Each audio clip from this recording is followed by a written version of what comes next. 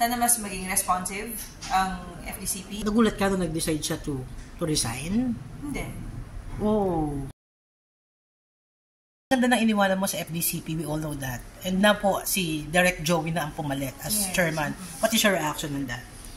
Well, I really hope that he continue the programs that he believes is really helping the industry.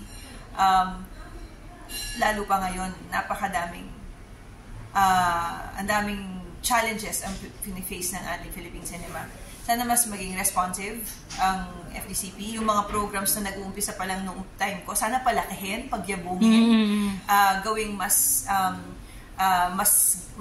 in touch sa mga pangangailangan ng filmmaker. So, you know, ako naman, pare-pareho, iba-iba tayong pinanggagalingan, pero isa yung goal natin. So, yun. Hindi, kailangan talaga dito, hindi lang 100% na sipag, 200%, 300%. Nagkausap ba kaya? Hindi, no.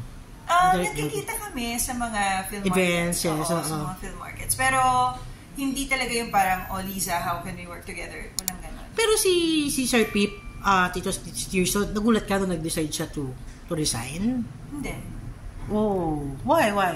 Because he's been working he's been working on TV. Oh, so, ang hirap nun, di ba? Ang hirap nung balansehin. And he's always said na ang priority niya is yung pag-arte niya, yung pagiging actor niya. So, you know, pag yung FDCP, hindi siya yung tipo ng bagay na talagang kailangan mo talaga mag-divest. Full-time, no? Full-time talaga siya. And of course, siguro with Pip, you know, he can't afford to stop acting because that's his life as well. So, what is your reaction on yung clamor na ibang tao na dapat na bumalik ka?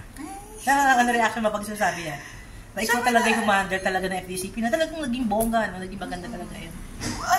Well, syempre, sobrang flattered kasi ang laking bagay yung na-appreciate yung lahat ng ginawa mo during your time. And, you know, hindi naman ako politician. So, what I did there talagang heart and soul siya. So, nakikita ko yung resulta ngayon.